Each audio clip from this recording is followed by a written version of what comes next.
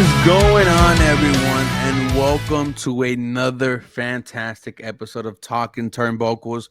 I am 1/3 of your show, Ruben Calvillo, dropping daily Houston Texans content on my YouTube channel, 713 Houston Sports. My two tag team partners, one of them, Johnny the Dad, he is coming off of a Florida Panthers Stanley Cup victory. How are you doing, Johnny? Oh, I'm feeling great. It's been a great week, and to all y'all that are in the comments being like, "Oh, he's probably a bandwagon fan," but and you're right, and that's okay. With all my sports fandoms that you see in the back, I've been through a lot of years of mediocre play. Oh, And don't say that, because now you're taking a was shot at my team. well, no, Don't do that now. I'm just saying in the history of Houston sports, we've dealt with our fair share of not great ball. And it was time for me to take a little stroll onto the other side, experience a championship, and let me tell you, I'm ready to see the Texans get one now. Well, yeah, I can't wait for that moment. That's gonna be one of the best days of my life. The third part of this tag team, Angel kicks balls all the way in Midland, Texas. What's going on, Angel? What's up, boys? Let's talk some Raw. Let's talk some Raw. All right. Well, before we get into that, Raw. Next question. we have some serious things to talk about. As we all know, tonight's episode of Monday Night Raw was gearing up for Night of Champions, which is coming up just in a couple of days. Boys, we know what's going on in the world. We're going to take this 100% serious. Night of Champions, we know it's not going to be canceled, but the question, should it go on? Angel, I'll start with you, and I'll let Johnny finish. Man, I don't think they should. I was at the gym today and I saw some peace talks going on. Who are we to talk about this? But I heard some stuff that there's peaceful talks now, but you never know. You never know what the state of the world right now.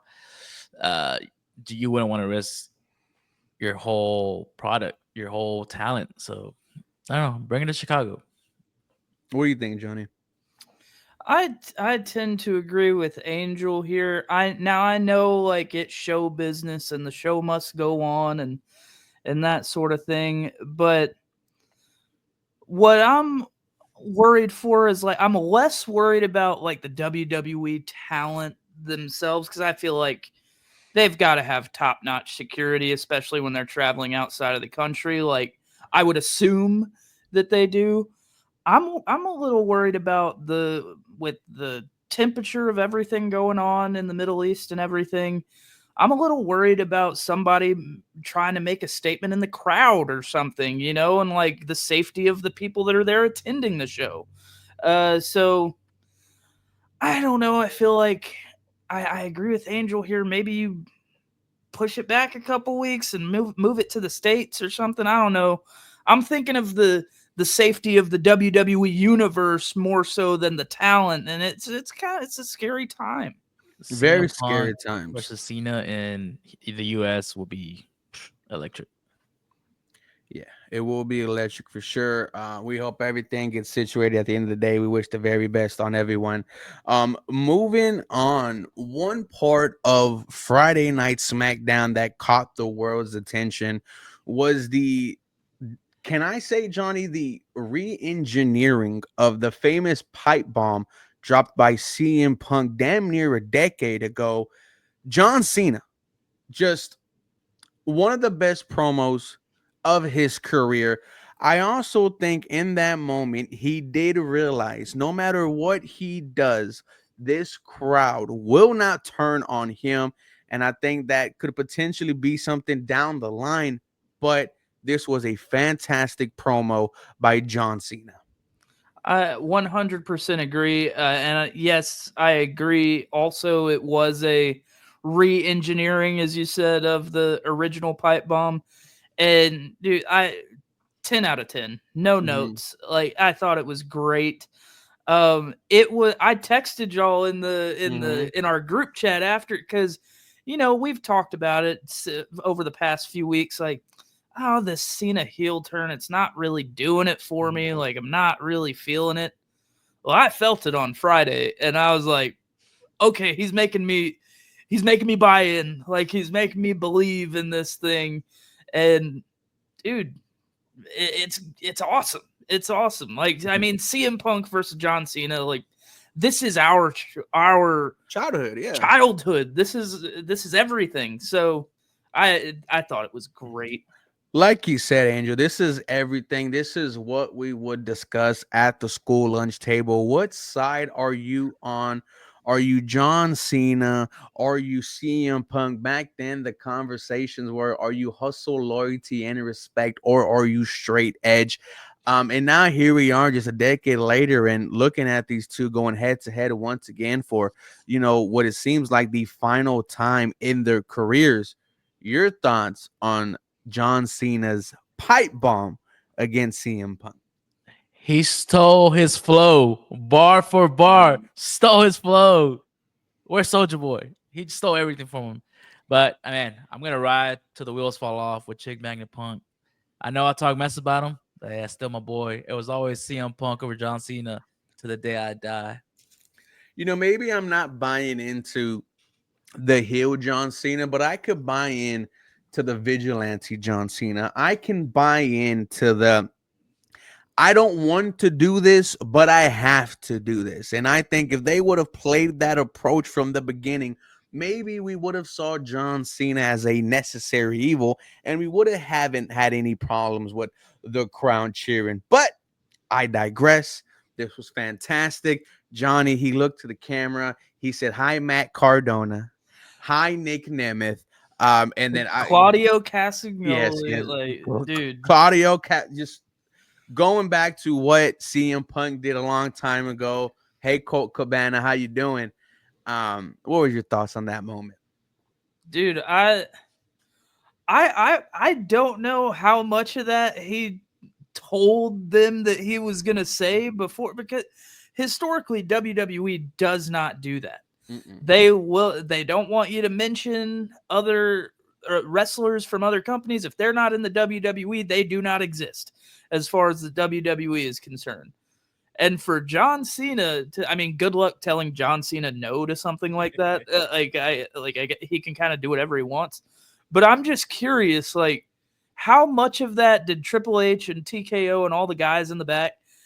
How much of that did they know was gonna get said, and how much of that was them in the back being like, "What the man? Like, what are you doing?" I think that would kind of go to what CM Punk said on his Colt Cabana podcast just a long time ago.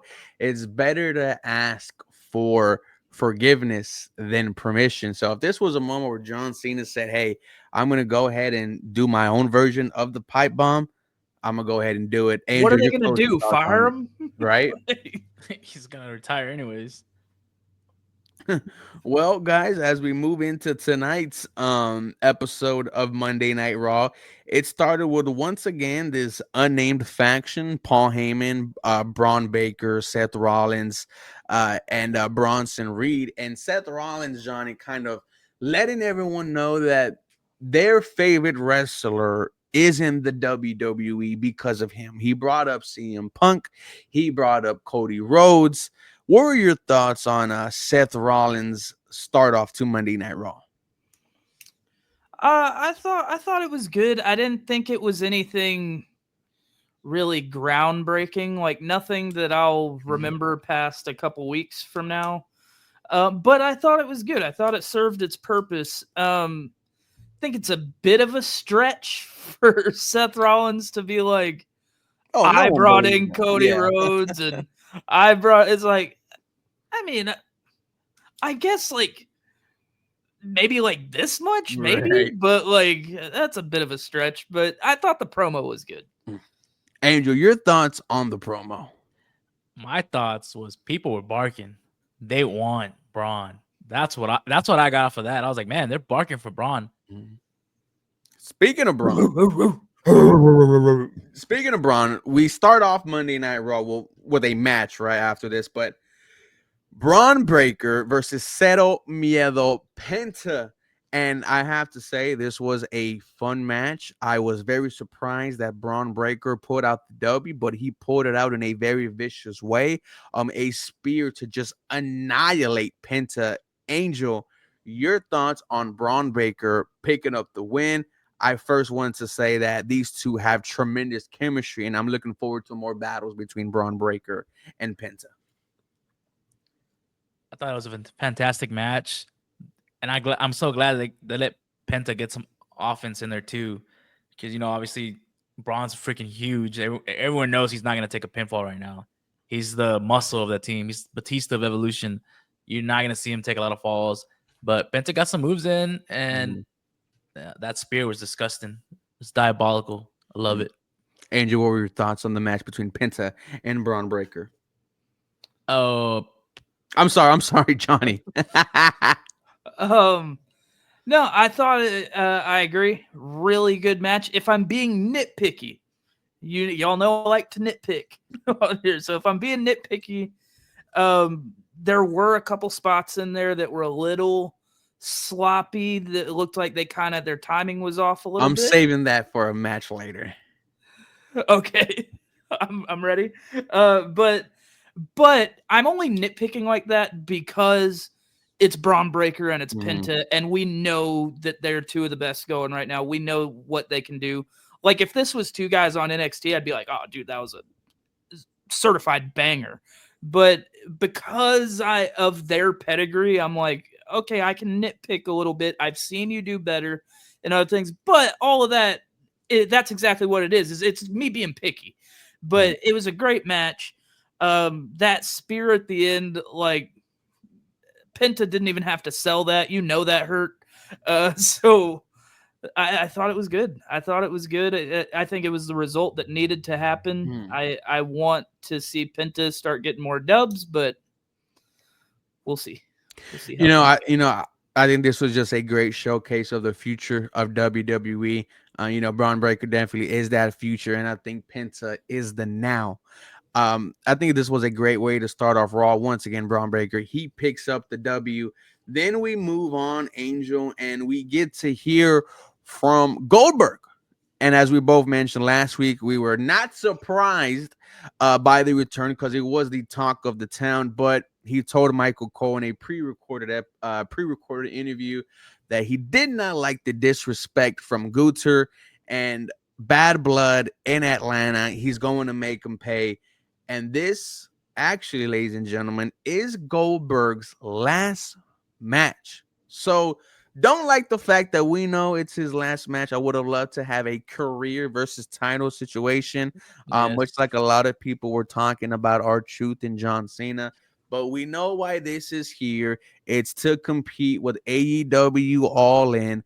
Um, what were your thoughts, Angel, on Goldberg and Michael Cole's short interview? Man, I think you hit the nail on the head there. Like you should have put that career versus the title on the line. That would have made him going for the title like okay, it makes sense. They just kind of threw him on there just to compete, but he's almost 60. He looks great. He almost tore his ACL coming down the ring last week, but I'm gonna watch that match because it's still Bill Goldberg. Yeah, it just feels like we're pulling at the strings of nostalgia here, Johnny. Yeah. Your thoughts on Goldberg and Michael Cole's short interview? All right, so y'all know that I sit there and I watch Monday Night Raw and I take my Mhm. notes and I do, and I do. I have, I have two things written here for the Goldberg Talk segment. to me. No, it's two questions. Who is this for? And who asked for this? Like those Bill are my Goldberg. two questions, and I think the answer to both is Bill Goldberg. Like Angel saying, like, Absolutely. do we care? No. Like, and especially I didn't even think of that. I was so like, oh, I don't care about Goldberg to even think about the point y'all just made of like, yeah, there's no suspense to this match. Mm-mm. You've told us it's Goldberg's last match. Gunther just got the title back. It would be insane for y'all to take it off him. And then they try to throw that thing in there at the end where it's like, well, this is your last match. What if you win? And he's like, oh, well, that's a very interesting problem to have. Like, dude, like, come on. Hey, I don't know who asked for this. All I'm hoping for is that he doesn't injure Gunther and dude, Gunther needs to do what he didn't do against Pat McAfee and just go in there and stomp Goldberg. But I don't think That's not gonna they're happen. not gonna want Goldberg to go out that way. th- But for Gunther's sake, that's what should happen. But they're not gonna do that. I, there's a theory on what's gonna happen there. talk to me. Hold on. Goldberg wins. Wait. Who put out this theory? Yeah, I saw it on on the tweets Okay. on the IWC The Okay. Twitterverse. Twitterverse. Gotta Goldberg give them their wins. love. Goldberg wins his Seth last Rollins match, cashes becomes in. champ. Seth Rollins comes out, cashes in. But then that does a huge disservice to Gunther. And then we can Big. have this whole conversation on how the WWE, after signing Gunther to a multi-million-dollar contract, now as kind of you could say buried, right? You lose to Jey Uso. Then you lose to Bill Goldberg in his last match, in a match that we all know just does nothing for anyone besides Goldberg. This will be tough if that did indeed happen. What do you think, Johnny? I agree, and I'll throw one more in there that is like burying Gunther is like having Pat McAfee even be remotely competitive against Gunther. Like that's another Yep. form of burying him. And is, while I do want to see Seth Rollins cash in and get the belt, like this, the quicker we can get the belt on Seth Rollins, I'm all for it. Because I think that's what's best for the story and all that they can do with that faction. But I don't want to do it at the cost of Gunther. Like, I've never been a huge Gunther guy, but it's like I see the value in Gunther and I see like what he can be. And it's like, dude, if y'all do this, you're just putting him all the way to the bottom. Like, who's gonna want to see him after that? 100%. So I'm excited to see where this plays out, but I'm hoping for a 2-minute squash match from Gunther. But realistically, we know that's not going to happen. We move on. We get to a Queen of the Ring semifinal, Jade Cargill versus Roxanne Perez. And this is where I have that conversation, Johnny. Man, Jade just did not look good tonight. It felt like she was too afraid to hit Roxanne Perez. And when she got hit herself, just didn't give it enough oomph. Now we understand this is David and Goliath, but with Jade, the veteran, right? Quotation marks here, would have felt like this should have been a better worked match, but it was not. It was sloppy all around. Well, I mean, I think it's funny that we and I don't mean any disrespect by what I'm about to say. I really like both of these competitors. Love Roxanne, love Jade Cargill. But it's really funny that we are coming to this match right after talking about Goldberg. Because Jade Cargill, that's just the female Goldberg, man. That's what they've kind of built her up to be. That's what they did with her in AEW. Squash match, squash match, squash match. It's what they've started doing with her, like when she first got on the main roster. And now she's kind of got to like, okay, that's not enough. You're not going to be able to run through everybody in this division. So we need you to like actually wrestle. And she's kind of not set up for that. Like I think she can get there. I think what it would take is her being off screen for a while, going down to the performance center and doing some real serious training for like 6 months and then coming back. But I don't think they want to take her off screen at the moment. Mm-hmm. But this match, yes, it was sloppy. Not the best work match I've seen. However, I do think that Roxanne is good enough and did good enough tonight that, like, yeah, you can see, like, timing was off. That wasn't that great. But Roxanne did just enough for me at the end to be like, all right, like, I'm down. Like, I would watch that again. Like, because Roxanne, I think, was leading that match but I don't think Jade is set up to do 15-minute matches. So we'll see in the future, but I would. I'm. That's another thing I know. Angel has said in the recent weeks. I want to start seeing some dubs for these new girls that we got Hmm. brought up. I want to see Roxanne get dubs. Julia, Stephanie Vaquera has been getting dubs, but like I want to see them win. Or why did we bring them up? That's Angel, your thoughts? That's not Jade's first, sloppy match either. That was my impression.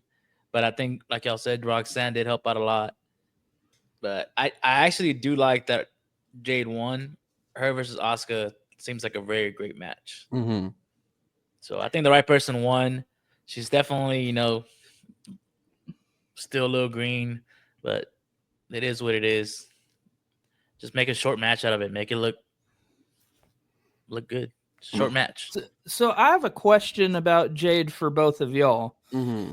So it's no secret. We all know the whole WWE universe knows like the reason that you watch Jade Cargill and you're in awe of Jade Cargill is not because of her in-ring skills.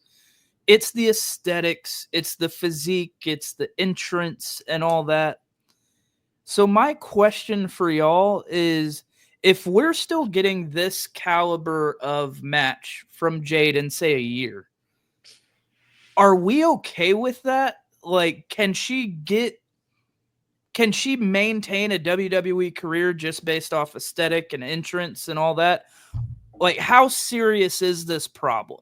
I would say she could keep it up, but it will be something that no one really cares about going forward. It kind of sounds like you're labeling her as a and then the bell rings type of wrestler, the same way we have that conversation with Jey Uso. And I would, and I would 100% agree. How old is Jade Cargill? I think that's a great question. I 30s, want to say she's mid 30s. I could be wrong. Let me do some quick googling here. It 33. just feels like 30 33. Yeah. oh, if she's She got a lot of time okay, left. okay, then okay, never mind. Then she has a lot of time to get better. You just we know the type of conversations that were happening when the WWE signed, Jade, and that was you were taking away right the first really homegrown product from AEW, and fortunately, I would say it hasn't really worked out in terms of WWE. What do you think about that, Johnny? I think that some of the stuff that she did with Bianca and Naomi, I really enjoyed. When they came out and she could just be the muscle. Um, I think they messed up by making it Bianca and Naomi because those are two of the biggest Mm, names in the women's division. You don't want to pigeonhole them. They can do their own thing. I think if she had gone to NXT and maybe been in a faction where she can be the muscle for like two other lesser known wrestlers, it would mm. have been better. But yeah, I think outside of, the big three with Bianca and Naomi and herself, a lot of it's just been kind of, like you said, Ruben, great up until the bell rings. And Mm. because, like, when she comes out and her music hits and you get the entrance and her hitting the pose, it's must watch TV. Like, it's fantastic. You're just like, God, what a freaking specimen that is walking to the ring right now. And then the bell rings and you're like, oh, she's kind of slow. She kind of doesn't have the arsenal of moves that these other females have. She's just big and strong. She's kind of like Goldberg. Well, speaking of Goldberg, we see Gunther come out and he gives a fiery promo about Bill Goldberg, calling him a one-trick pony. Angel, your thoughts on Gunther coming out and just continuing the build up for this match? I thought Gunther was great. Yeah, He delivered, and they better not take the belt off of Gunther. Not with Bill Goldberg. Please don't. I don't think they will. I hope they don't, because then this just becomes a huge problem. As we move on, we get to see a great moment between Bailey versus Becky Lynch, and this was a match for the Women's Intercontinental Championship. I think this showcased great chemistry between the two. It felt like these two have been battling in the ring for eons. The crowd was involved. There was some "this is awesome" chants. I had to agree. It was awesome seeing them out there and go at it with each other. I love that Becky was wearing her. I'm sorry, not Becky. I love that Bailey was wearing her uniform that she would have wore at WrestleMania if Becky Lynch didn't take her out. Um, we know what happens. A disqualification. I'm sorry. Okay. Yeah, a disqualification. Johnny, your thoughts on the match? I thought it was good. Two of the four horsewomen going at it. I was wondering how they were gonna do the finish. Mm-hmm. Because I was like, well, Bailey taking the pin, it's like, okay, that takes any steam away from her. They're not going to change the title after Becky just got it. So how are they going to do this? And I thought it was pretty creative the way they did it with Lyra trying to help, but in turn screwing over Bailey, and you get all that drama. I thought that was pretty creative, and I thought it was good. Angel, your thoughts on the result between Bailey and Becky Lynch as we see Lyra Valkyria. She gets involved, disqualification. But how do you not know, that Becky was going to get disqualified? I already hated Lyra as it is. It just made me hate her more. It cost Ooh. my girl Bailey the title, bro. Yeah, and She I was about think to hit it's that splat. setting up for a triple threat match down the line. And this is one that I am actually, think could potentially feed families. I think, like Johnny said, this was an interesting way to win the match because you don't want to see Becky lose it too soon. You don't want to see Bailey, I don't want to say buried, but she loses this match. You're thinking, man, she has no chance going forward against someone like Becky Lynch. I think this one, Johnny, it continues the storyline between all three of these women, two women of the now / past, and then Lyra of the future. Did y'all notice on Bailey's entrance, she had the role model strings, the old hugger stuff? Yeah, the tassels. Yeah, I thought that was Yeah. pretty cool. That As hasn't long happened as before, right? as long as the wacky inflatable arm flailing tube men don't come back, I'm good. Mhm. That would be too much. She's But, 38, 30 something. yeah. Shout out to Bailey. Then we see Mommy get put through a table. Angel. We see Raquel Rodriguez. She calls out Rhea Ripley. And I have to say, the job that WWE has been doing to set up, Raquel as like a force that could potentially threaten Rhea Ripley. I thought they weren't doing a good job in the beginning. Her putting Rhea through a table, I think it gave some weight to Raquel. Okay, you can not only threaten Rhea Ripley, but you just put her through a damn table. One of the biggest, if not the biggest, woman stars in WWE. What were your thoughts on this little scuffle, Angel? Oh, dude. First of all, Raquel dropping them cuss words in Spanish was Yeah. freaking dope. I wish everyone could cuss. It'll make it worthwhile for us adults. But she was just, dude. I wish you would understand. She was just cussing Hey, some I hard got a language. C in Spanish in high school. I Okay. knew she was saying something bad. Spanish 1, 2, or 3. I just couldn't quite put my finger on it. I thought it was good, and like you said, John, Ruben, freaking Rhea has had the upper hand on Raquel since she Since the got called beginning. up. Yeah. I don't think she's ever beat her. So I'm glad she at least put her through a dang table. Yeah, I think you could build this going forward. And I think, as the weeks go by, just have Raquel just do something a little bit extra. Have her go that extra mile till we could finally say, wow, you might be crazy enough to do it.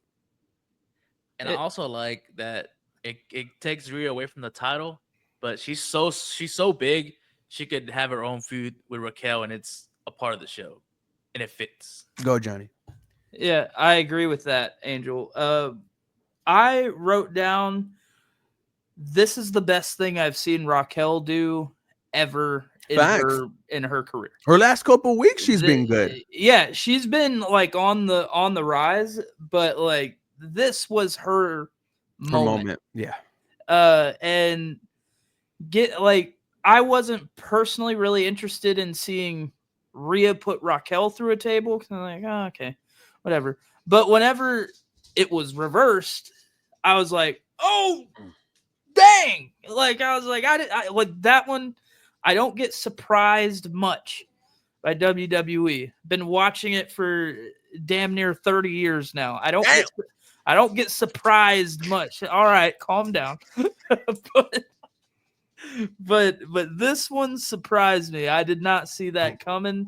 Just because it's Rhea, she's the LeBron of the women's division. She gets it catered to. It seems like, and they did that. Now it does raise a question for me because we saw Roxanne come out and help, and that's what made this Mm-hmm. possible. Do we and they show this might be a stretch, so come along with me here for a second. This can be a journey. They showed us earlier in the night the replay of Liv Morgan getting With hurt. the, yeah.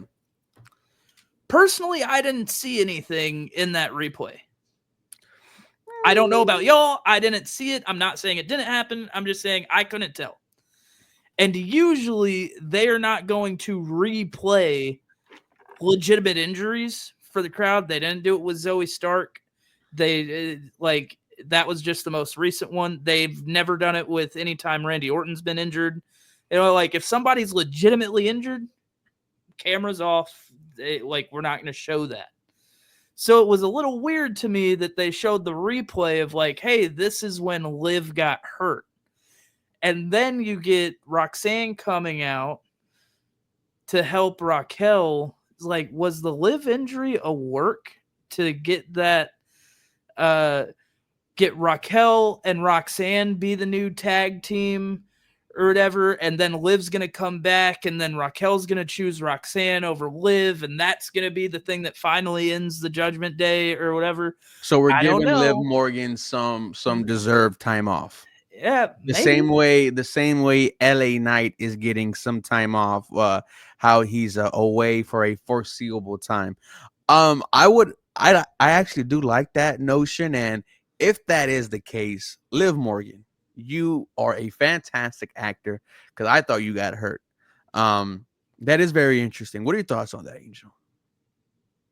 Man, I saw something like that on the IWC. It makes sense, and maybe it takes Liv out of the shadow of the Judgment Day, and maybe Dom too. I Shout out to like it. Like you said, that was some good acting. It looked like that thing popped out to me. Like that. Hey, look, I'm not a doctor, okay? Like, I could have just missed it. So take that with a grain of salt. I'm just saying I didn't see it. So, Yeah, no, 100%. I like that idea. We'll see what happens as we move but on. Go ahead, can I bring something up before we get into the main event? talk to me. All right, we kind of skipped over what was my favorite moment of tonight's episode. You talking about what Penta and Chad Gable? Oh, no, well, I like that too. I like that too. But I was talking about Sami Zayn and Karrion Kross's encounter in the back. Because that just like Sammy getting mad and punching him, and then is like, oh, he got him, he downed him, and then Sammy walks off, and Scarlett and Karrion are just laughing. Like we got him right. I'm like, dude, please do something. Did he get bigger? Something with Karrion Kross. He looked huge in the back. I mean, he does look huge, and pause. But it's for obvious reasons.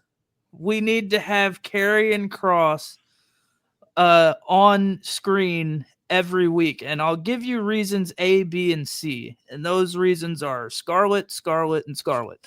So I mean, make it happen already. Make it happen.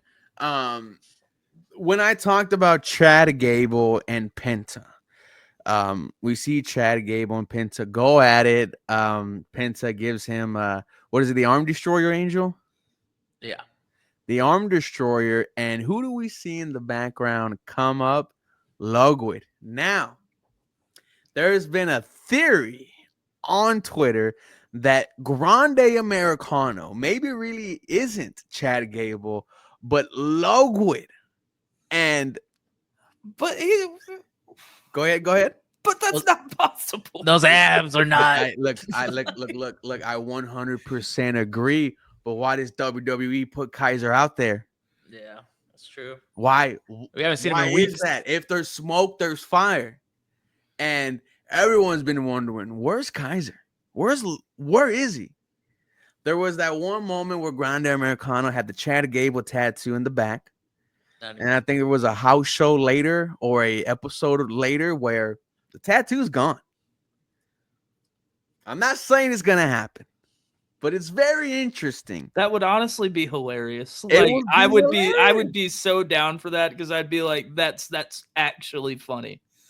I thought Grande Americano was gonna come out and hit Penta when he had him in that arm destroyer. That would have been cool, huh? That's what I thought. I was like, that would have blown my mind. Like, what? Yeah, It's not Chad?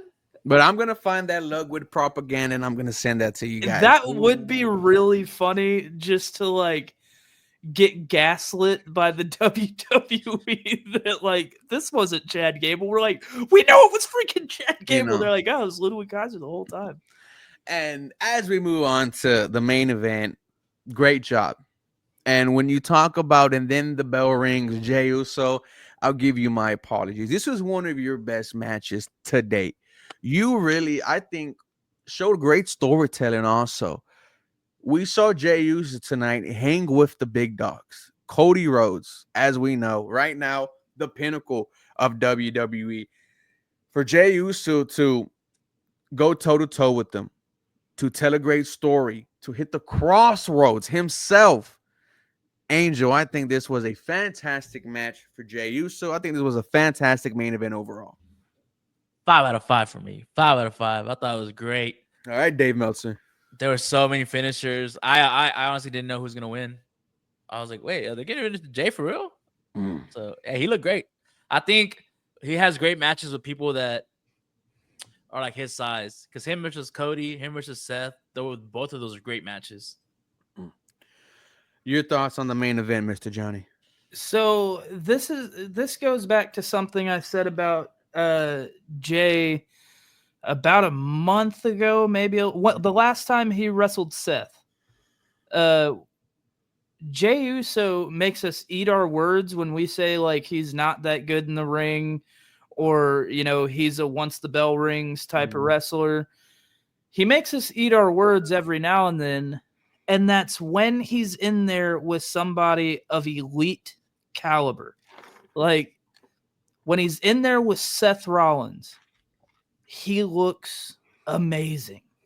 When he's in there with Cody Rhodes, we saw tonight, he looks fantastic. How much of that is like playing up to your competition? Like you see that in sports all the time. A team that shouldn't compete with like an elite team, but they get in there and I guess adrenaline and all that, and they make it a game, right? How much of it is that, and how much of it is, well, Seth was leading, Jay was following, Cody was leading, Jay was following. Like maybe Jay isn't a bad in-ring performer at all. Maybe he's just built to be the follower and not the leader.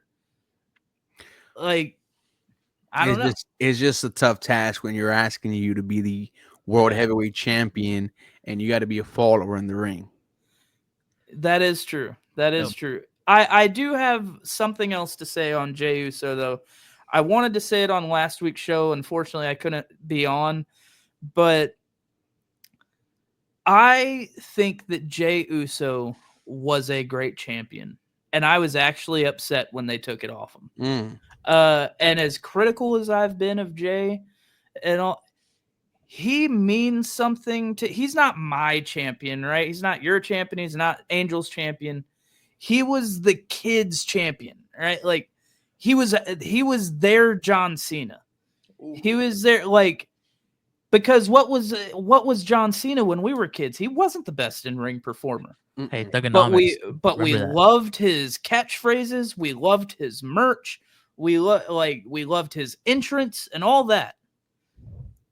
Jey Uso is that for this current young generation of wrestling fans. So I was a little upset for the kids and for the younger crowd that was like, oh, that was their guy though. Like he doesn't have to be my guy. I'm 33 years old. Like you don't have to cater to me. You've captured my attention for the past 30 years. You ain't gonna lose it. Mm. So you don't have to market to me. Like he was the kids champion, and it's like, so I was like, ah, man, like You heard I people say he was a modern day Jeff yeah, Hardy. like respect to Jey Uso. I thought he was a great champion. I thought he represented the belt well. So sad to see him not the champ anymore. Mm. Taking L's left and right now. Yeah. That's how it goes, though, boys. As we wrap up this episode on June 23rd, 10:33 p.m., Monday Night Raw has came and went. Angel, if you had to give a final grade for tonight's episode, what would you give it? I'm going with the straight B. B minus. Okay. B minus. Johnny the Dad. I'm gonna say B plus. Could have been an A if we had a Dominic Mysterio match. He's injured now. He's injured, yeah. Somehow, without wrestling. Well, ladies and gentlemen, thank you all for being a part of tonight's episode. This was Talkin Turnbuckles. I am Ruben. That is Angel Kicksballs. That is Johnny the Dad. We'll see you next week as we break down whatever the hell happened on Monday Night Raw.